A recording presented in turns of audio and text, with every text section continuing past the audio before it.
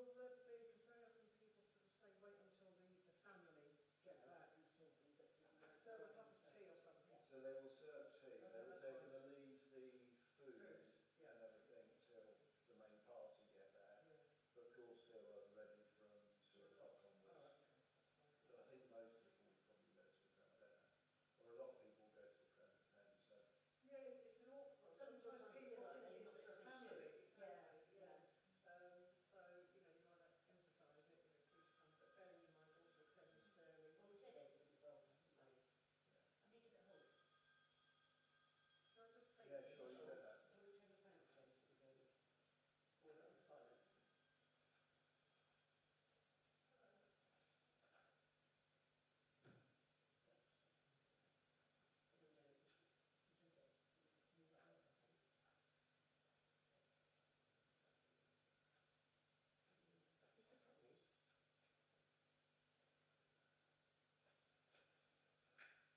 Right, let's see. So wait, let's go back in a while. No. Okay.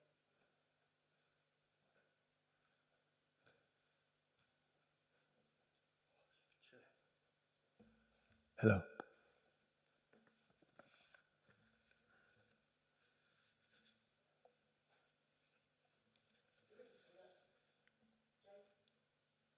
Is there? I'll go and look.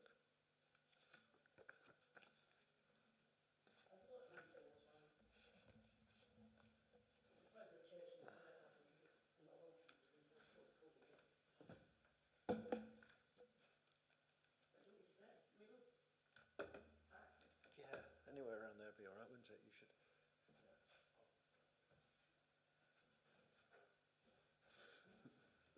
I'll be back. I've taken the.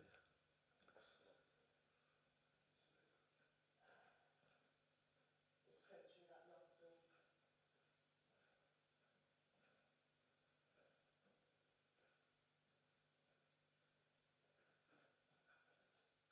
We can actually do it on the timer as well, can't we?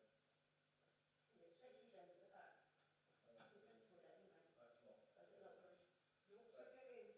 No, that's alright. You can go around the Can I? Thank you.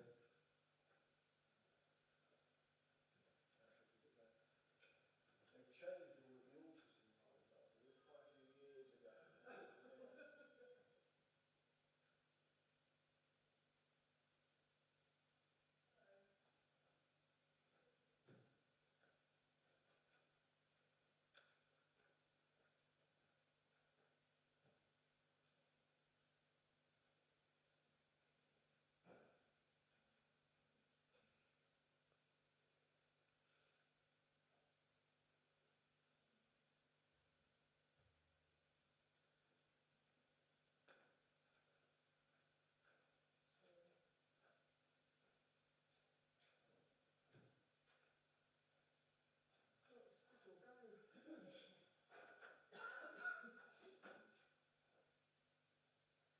in times afterwards, quite a few years ago. Well, in fact, we keep the heating off. The boiler is on borrowed time, and to replace the boiler, all these vents, and also they suck in cold air at the bottom and pull out hot air at the top. We had a quote a couple of years ago, we were looking at £50,000. Yeah, we just had the flat roof done, and during the summer. I don't know how much that could cost, we just had ours done as well. Well, just a flat, yeah, that's 20 odd thousand. Yeah, I was about to say actually, it's just on the extension, it's not even the whole Yeah, house. I know. Well, that was actually It's about expensive. 2,000 sort of PVC. But in fact, it's not on 30, I think, that one. No. And just, you can imagine what your house is like. This is bigger because we've got 3 buildings. Yeah, We've got the hall, we've got the presbytery. You've got the gas man coming tomorrow, it's goodness for you, so that's sorted. Last time we found the house, I said, what's that knocking noise? I could hear it from outside. And James didn't think I'd be locked in it, and the others in the house as well. Yeah, there's always something to be done. Always something. There's always something. And she said she would have quoted 50,000 a few years ago to get the boiler heating sorted out. In here? Yeah. Oh, yeah. Because it's not conventional, they're not radiators, it's cold air in and hot air out the top. Top. And it's quite efficient when we turn it on, it takes about half an hour or so. Yeah. But most of the time, the church use half an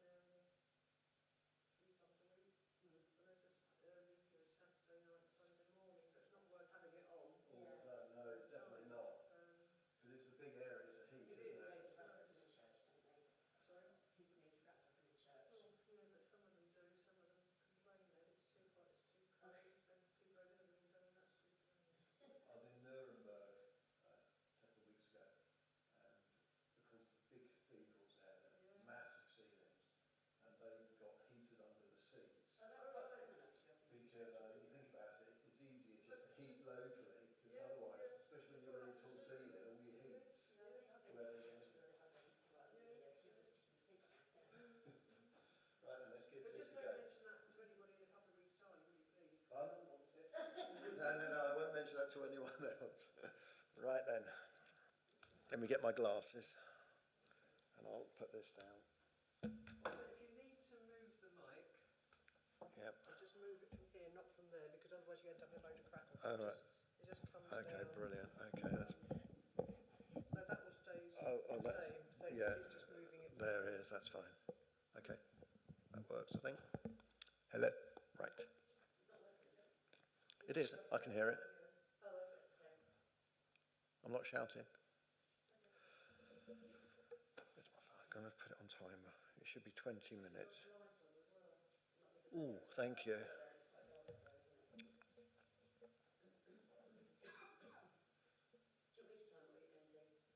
It's 35, so... You can do if you like, yes. Oh, where's the load?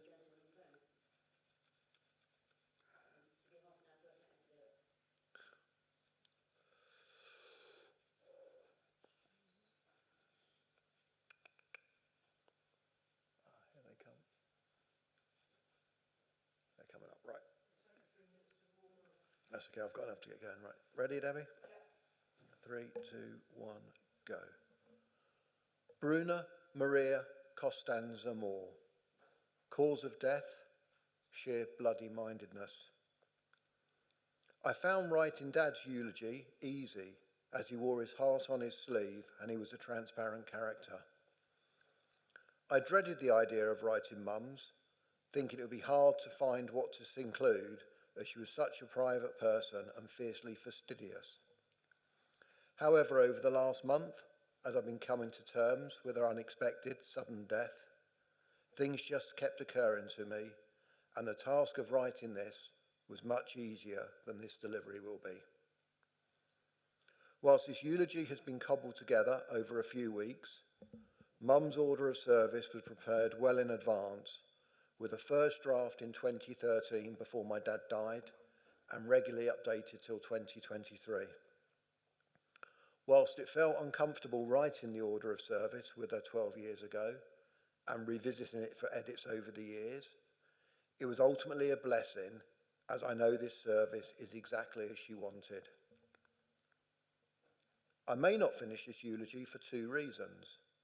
The first is I may be overcome with emotion, in which case my friend Des is ready to stand in for me. The other reason being that if Mum doesn't approve of what I'm going to say, I may be struck down.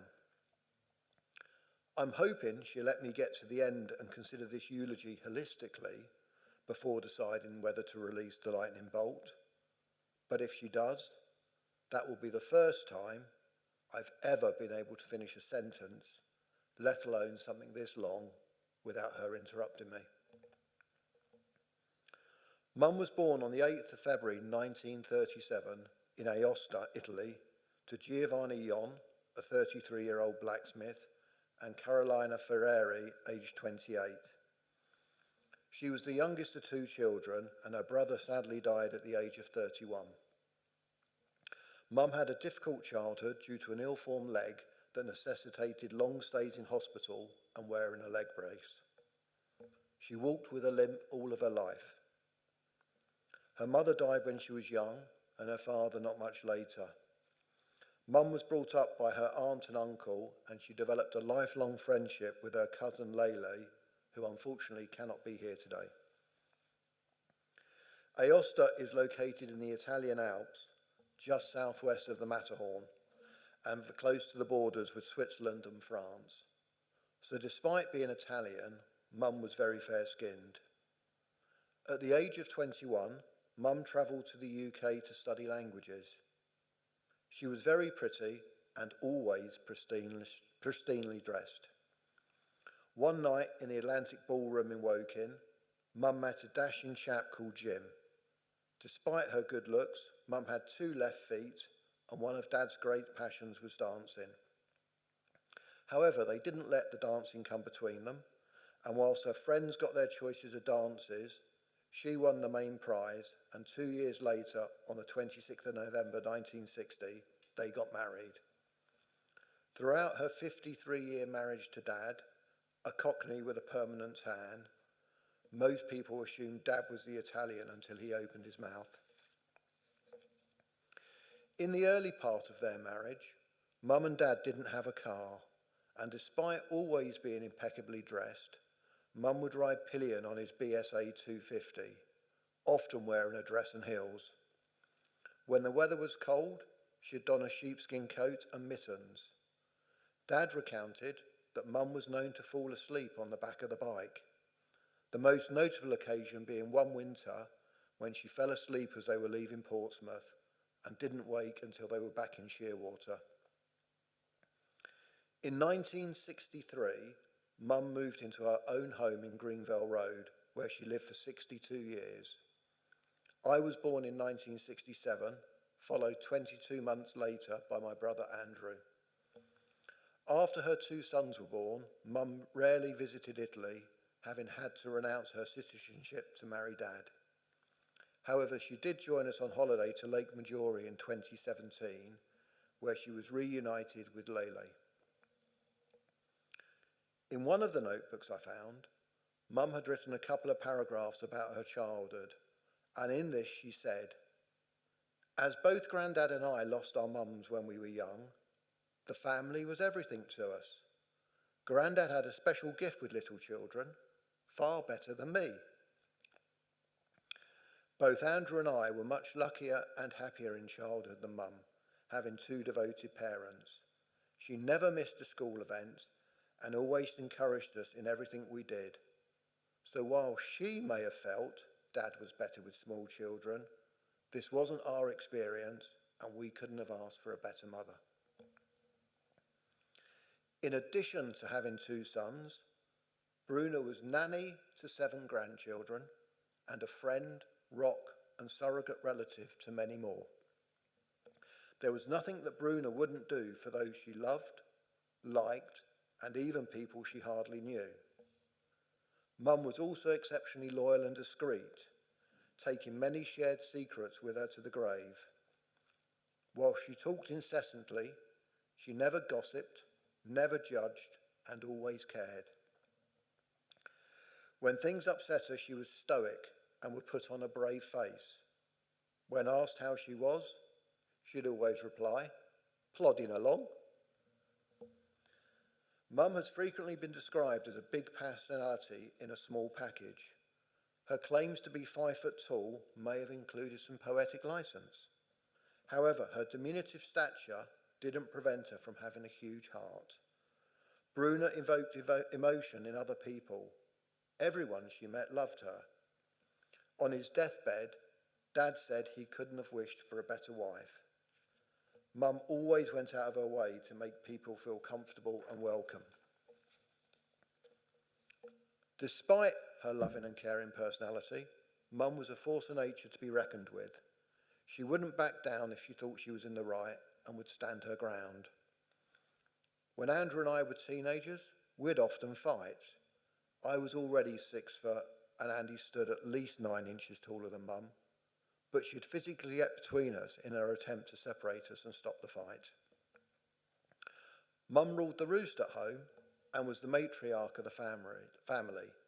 Everyone who knew her was in no doubt she was fiercely independent, both mentally and physically. Her house was immaculate. It was as if she was born with a broom in her hand, and when I was younger, I recall her hoovering more than once a day.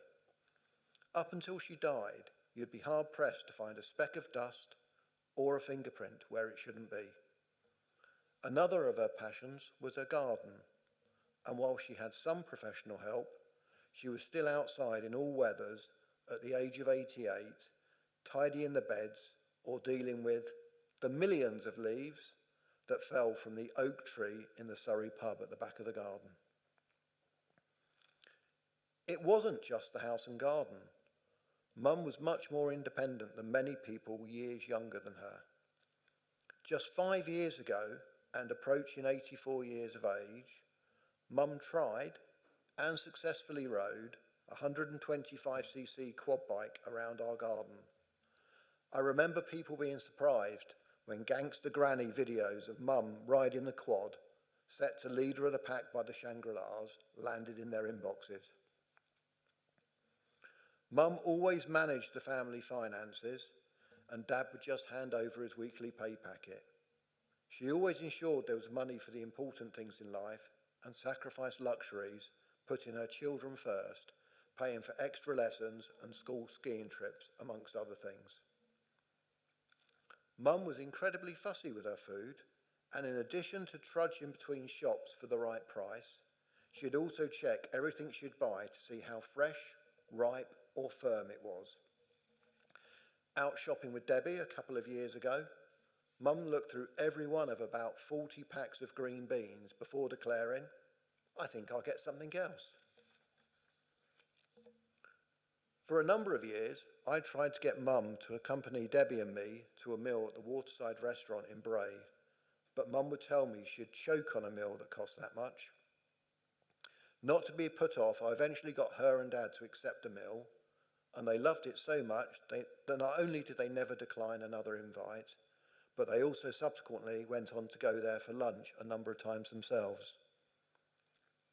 One thing that made the Waterside special was Diego, the Italian maitre d'.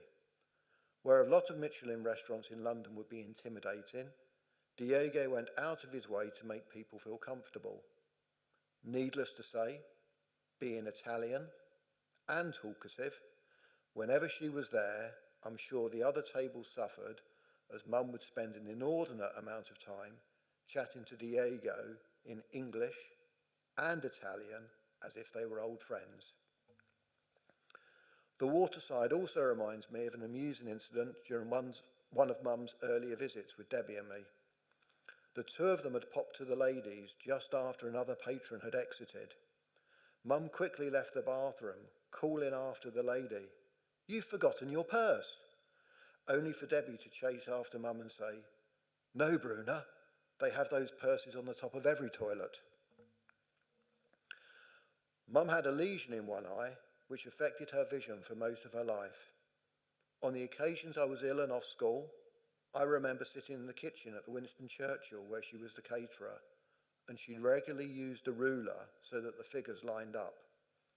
Without this, she'd skip a row whilst looking across columns of figures. The same applied whenever she wrote a card or address, and if you looked carefully, you'd see the penciled line beneath the handwriting. No eulogy to Mum would be complete without mentioning her hair. As a child, I never saw, or at least remember seeing, her natural dark hair. All I remember was the peroxide beehive that she wore for most of my life. Mum was devastated when years of bleaching meant that she'd have to have her hair cut shorter and restyled. As a child, I remember her weekly trips to the hairdresser in Boundary Road, Woking, where the McLaren F1 team were operating out of a small garage and workshop opposite. For the past 33 years, her hair has been done by Anna, who became a close friend. Whenever we'd plan anything with Mum, it had, without exception, to be scheduled around her hair appointments with Anna. She even had her hair done before going to hospital for a mastectomy. I'd never questioned Mum's love, but then I never asked her to choose between Anna and me. It wasn't just her hair. Mum was always immaculately turned out, taking great pride in her appearance. For the past few years, I've had stubble and was always asked, "Why didn't you shave?" Followed by the reprimand, "You look scruffy." Even when I drove down from Suffolk to take her to hospital appointments in Guildford, I'd be told off for not bothering to shave, and she'd ignore my protests that the oncologists truly wouldn't care if I wasn't wearing a collar or unshaven. So Mum, you'll be pleased to see that today, unlike the other times when I pushed back, I am clean shaven. Being Italian, English was not Mum's first language, but she developed a good vocabulary and command of the spoken word, to the extent she had a better grip of it than Dad, with whom she's now reunited and at peace. Spelling, on the other hand, was not Mum's forte, and despite her living in the UK for 67 years, I still had to describe A for apple, E for elephant, I the one with the dot on top. During the first 47 years of my life, Dad would often say loudly, Bruna Maria Constanza Moore. It was only when I was dealing with Dad's estate that I realised not only had one of Mum's middle names, Costanza, been spelt and pronounced Constanza, but that her maiden name had also been written John, not Yon, on most official documents, which I had to get corrected. Spelling aside, Mum had amazing general knowledge, although in her later years, often accompanied by lack of recall. I know it, but I can't get it out, which was often blamed on the little pill that she took after her mastectomy. Although Mum blamed the little pill, and others have said it does have those side effects, the neurosurgeons told me that Mum had a previously undetected bleed on the brain, so this could also account for her recent forgetfulness and slowing down. Mum had a number of idiosyncrasies. Every morning she would make herself a pot of tea and grill some toast in the oven. She steadfastly refused to use a toaster. She'd then butter the toast and keep the oven on for a good half hour to keep the second slice warm while she ate the first. Whilst eating the toast, she'd attempt a crossword, and if she was with people, she'd often exclaim, I need to get my brain into gear. While she was with us this Christmas, we'd spend evenings playing Articulate, Logo, or Trivial Pursuit. Mum's recall was variable. One evening over Christmas, she had a worse performance, not getting a single wedge, and coming third to Debbie, whom she nearly always bested. But on the night before she died, Mum was on top form with all 6 wedges and was just pipped to the post by me, who got lucky with dice rolls to get back to the centre for the final question. One night before Christmas, when playing Trivial Pursuit, Debbie recounted a story about her own mother, Sue, who had an embarrassing incident with her hold-up stockings in Bath town centre. Mum then piped up, I can do one better.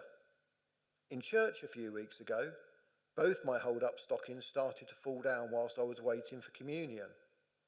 I was walking down the aisle trying to hold them both up so that nobody noticed.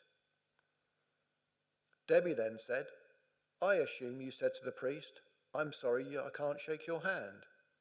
Mum replied, it was worse than that. I had to hold out both my hands for the bread and wine. For a prim and proper lady, Mum had a wicked sense of humour and an infectious laugh. When she laughed, everyone laughed with her.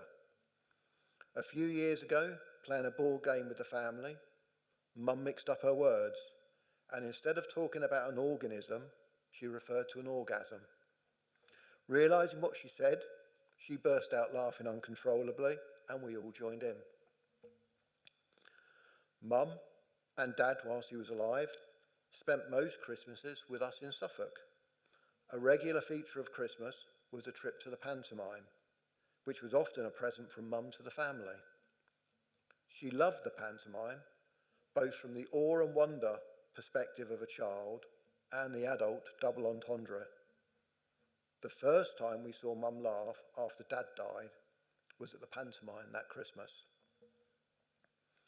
When Mum made friends, they were typically for life, and there are several people here who have known Mum for 30 to 60 years. Mum was fit and sprightly, and most of those friends were shocked at her sudden death, as they thought she'd outlived them. However, that was not to be, and Mum's death, whilst a terrible shock, meant she avoided the indignity of getting older and losing her mental or physical capability. I've mentioned that Mum was little, and many people who know her will recall that she often referred to the beast in her stomach. This was a growth similar to a fibroid that would enlarge and cause her to get bloated. She'd often watch what she ate or kept her stomach warm to keep the beast at bay. But for a small person, when tempted with something she liked, there was no stopping her. Mum loved Christmas pudding, and we always had at least one to ensure she wouldn't be disappointed. A few Christmases ago, while staying with us, Mum's eyes were bigger than her belly. She ate close to her own body weight in Christmas pudding before declaring, "I need a hot brandy to settle my stomach." Mum hated the idea of not being able to do things, whether physical or intellectual, and was determined in her actions. She was incredibly stubborn, which ultimately led to her death. She had been told numerous times to hold on to the banister and not carry things. Yet despite there being 4 of us in the house, she went upstairs on her own with her arms full on New Year's Eve whilst I was preparing dinner. I was only a few yards away in the kitchen when I heard her fall from near the top of the stairs, resulting in catastrophic brain trauma. Despite the valiant efforts of the doctor and critical care team from the East Anglian Air Ambulance, along with 3 paramedics, Mum's injuries were unsurvivable. Whilst Mum's passing was a terrible shock to the friends and family she left behind, she told me many times that she wanted her passing to be quick. It may also have been a blessing in disguise, given the suspected previous brain injury, as Mum would not have coped if her cognitive or physical functions were further impaired by a stroke or even just older age. Bruna was everything that anyone could wish for in a mother, nanny, or friend. While she will be sorely missed, she won't be forgotten, and we can all take comfort in the fact that she lived life to the full, to the very end. Now I'm still standing, so I hope this eulogy has met with her approval. But before I finish, I'm going to change my tie and move from mourning her death to celebrating her life. You'll all understand why in the upcoming poem that Mum chose for her commendation.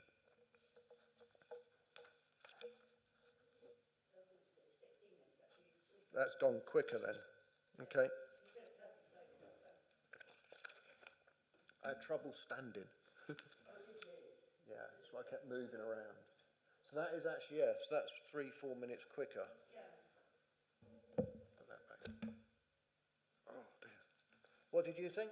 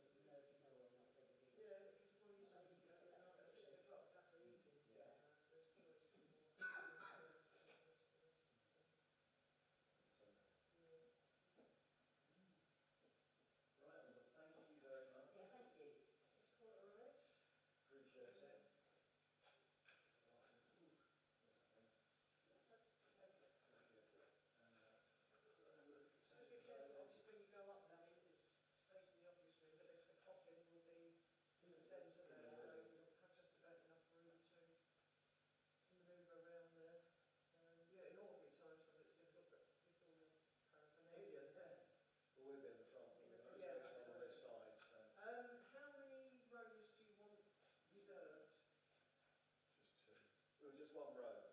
So we'll Just have the front row. our side on this one, my brother's side on that one. Okay, so two front rows. Yeah, two front rows. One. So's, Chris and Norman. Yeah, and then we can have Simon and Christine They on the get end. behind us. Yeah, No, because Christine, Christine's doing the reading, it's Simon and Christine. She would need to be on an edge just to Yeah, get that's out it. rather than. She could be on the end of that row, so we get 8 of us on there easily. yeah, yeah. Yeah, 8 on that pew, wouldn't you, with these, yeah. Of course it, yeah. I would imagine the size of you, you know, but. No, no, no, no. So Christine can sit in the front there. Yeah, well, us. Yeah. Yeah. And then And will you tell her that? I will tell her that, and I'll get Karen to go in the row behind, Yes. because Karen's doing the poem. Yeah. So if she sits behind Christine, second row, right hand side, then she can go there. So if I keep you, not, I mean, most people actually sit at the back. Yeah. If you want to get in front, it's difficult because they're never quite sure. But Well, that's